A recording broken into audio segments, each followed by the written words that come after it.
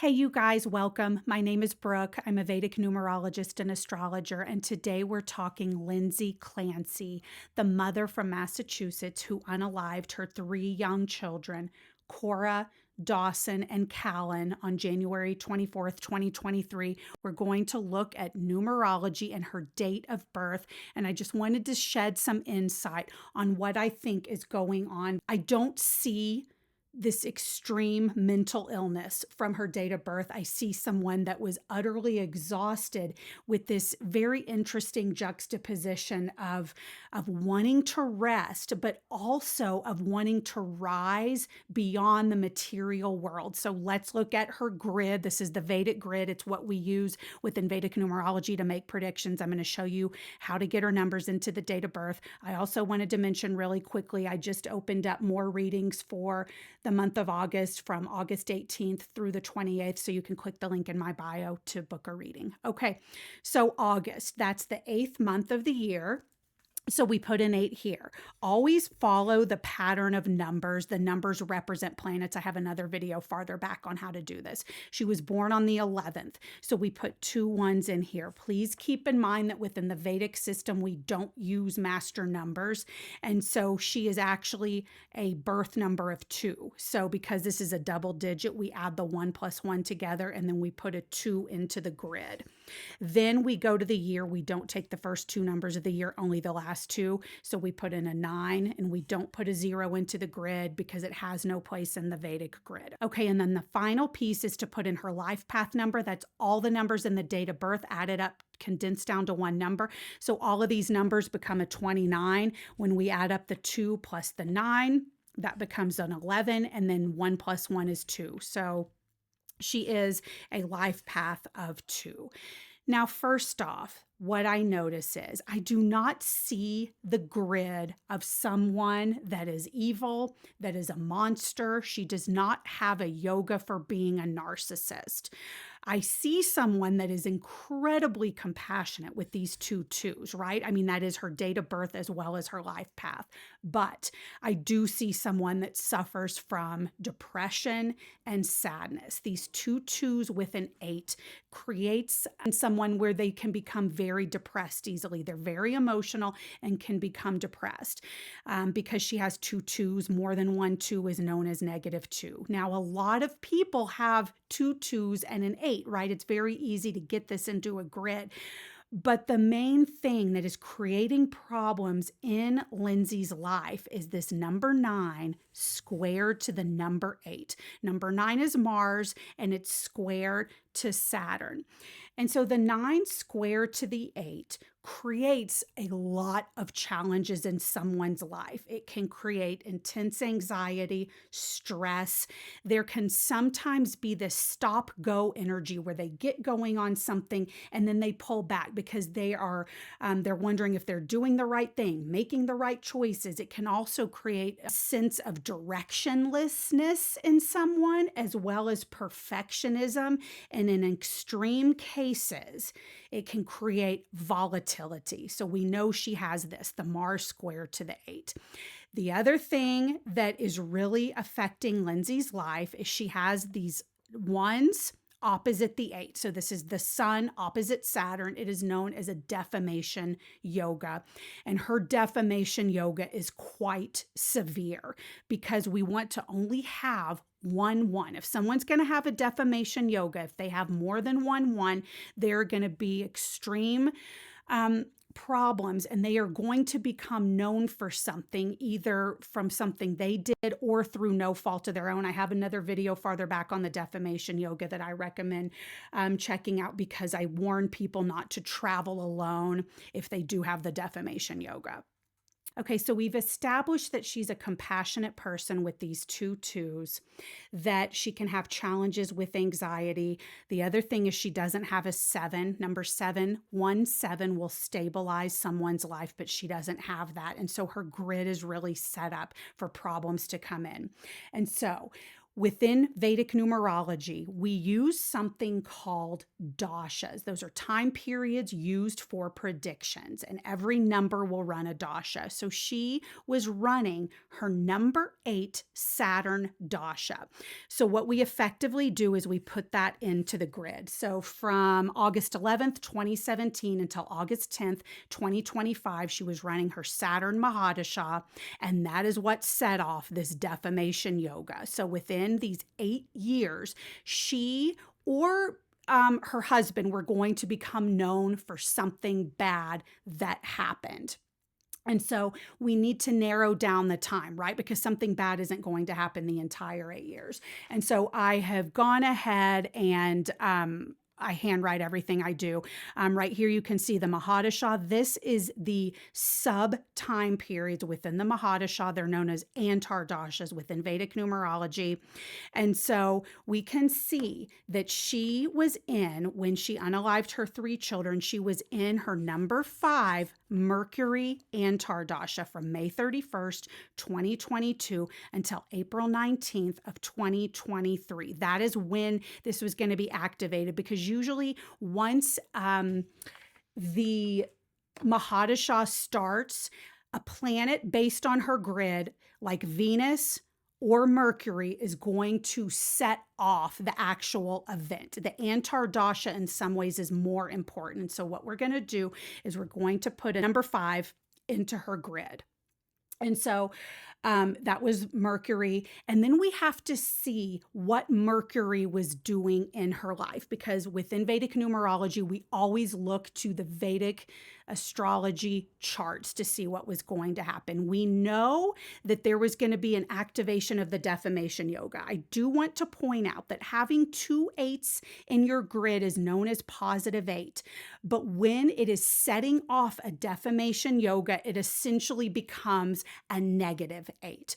And so the number 5 in her birth chart. So she had, oh, I first wanted to mention a 9 and a 5 together. This actually creates someone that is very intelligent and very introspective. And so this should have been a good time period for her, right? Because she had the 9 square to the 8. She had issues with perfectionism and stress and anxiety. The number 5 should have helped this, but it wasn't going to, just because the defamation yoga, this is what set off the defamation yoga for something difficult to transpire, right? Because Mercury is action. And so number 5 within her D1 chart, that's essentially the birth chart in Vedic sidereal astrology. Her Mercury is in Leo within the constellation, the nakshatra of Purva Falguni. And so this speaks to someone that is really needing rest, right? Because this nakshatra is represented by the front legs of the marriage bed. It's about luxuries and enjoyment in life. And we know she wasn't getting this. She had 3 young children, and this was the time that she was really struggling. And so then what we have to do is further understand what's happening with Mercury. And so from there, we go to the D9 chart. So within Vedic astrology, we have divisional charts. And within the D9 Navamsha, that shows the strength and dignity of your planets. She had Mercury conjunct Ketu within the nakshatra of Vishaka. This was in Libra. They were together. Now notice Ketu is represented by the number 7, and she doesn't have a number 7 in her grid to stabilize her life. So something is challenged with her ability to stabilize things. Now, this is where things are important, right? We're focusing so much on number 5 Mercury because that was the Antardasha. Remember the sub period that she was going through. And so what happens when Mercury is conjunct Ketu in Vishaka is that there are going to be challenges with mental peace, with decision making, with communication ability.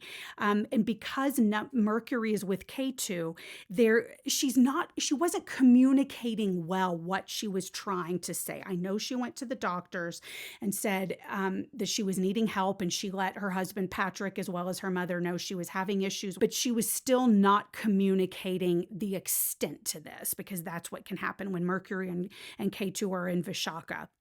There are obsessions in this nakshatra. There can be confusion, extreme anxiety. There's like this fixation on things, and people can't let things go.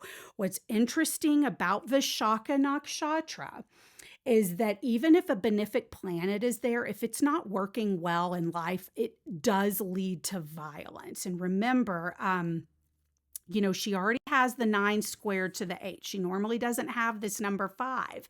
And so there was already a potential for there to be volatility.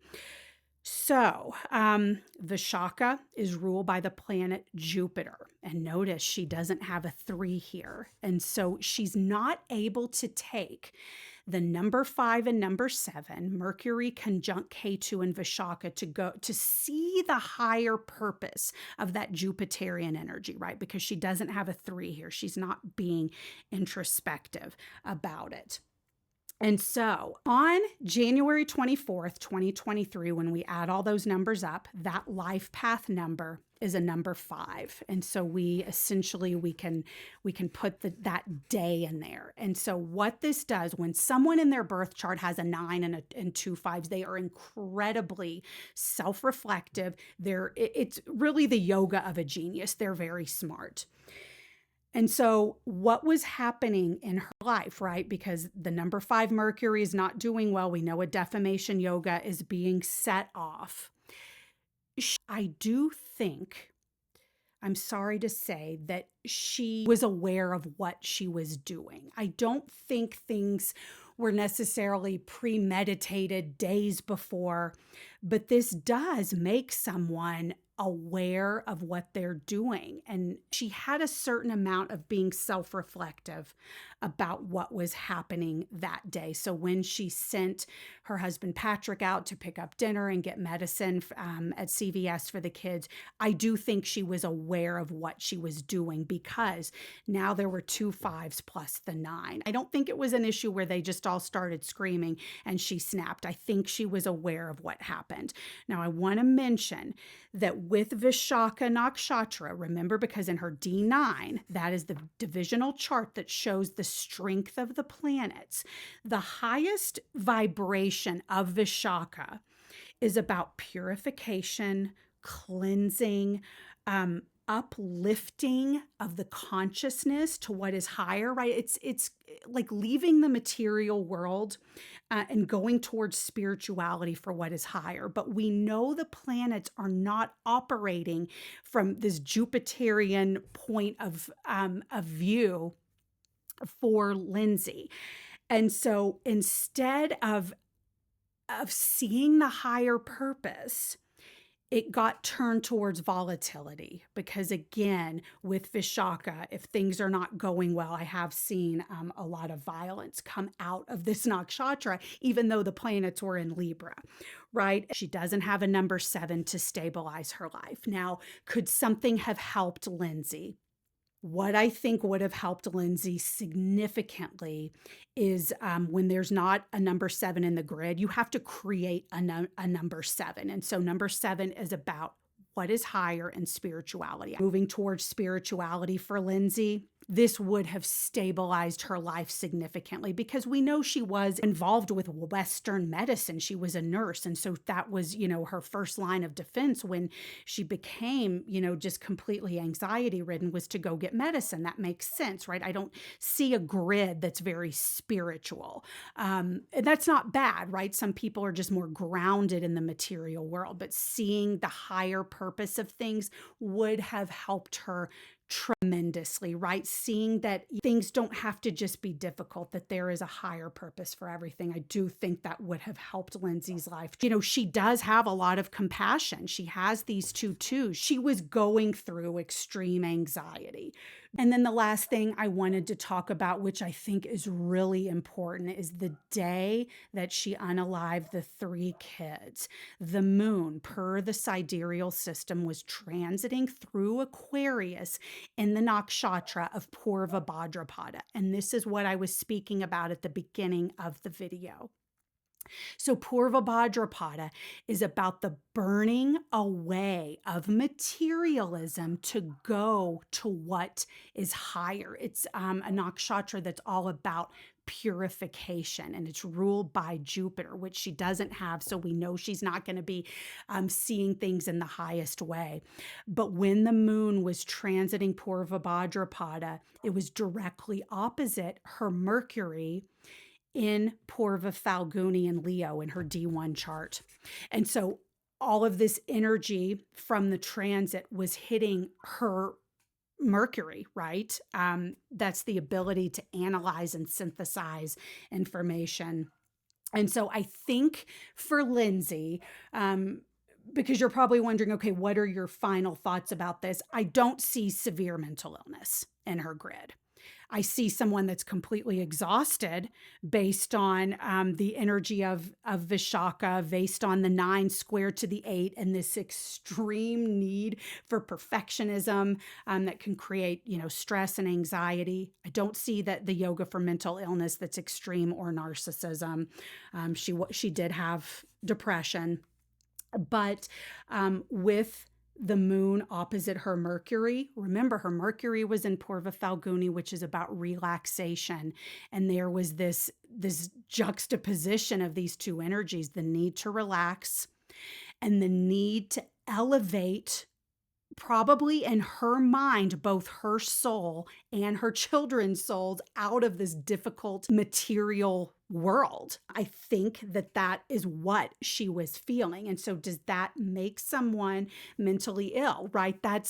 I think that's for for us to each to decide. Obviously the jury I can't imagine being on the jury, but that's what I think was happening. She was just under extreme mental stress, but she was also very aware, right? Even though she doesn't have a grid of great spirituality, she did, even if subconsciously, she was aware that there was something higher. Cora and Callan's grids, I think it's Cora's, shows a mother that has problems managing her emotions. And Callan's grid shows a mother that's extremely depressed and anxiety ridden. And then last thing, she has the 2-1 square to the 2. That's the sun square to the moon. She was having a really hard time coming forth as who she truly was. This is quite a challenge. And so, yeah, other dashas would have, her Saturn dasha would have ended August 10th, 2025. And then she would have gone into her number 9 Mars dasha, which she is currently in right now. I mean, she has a challenging life, Lindsay does. And so please let me know if you have any questions. I hope this was helpful in kind of understanding what she was going through. I'll see you guys soon. Bye.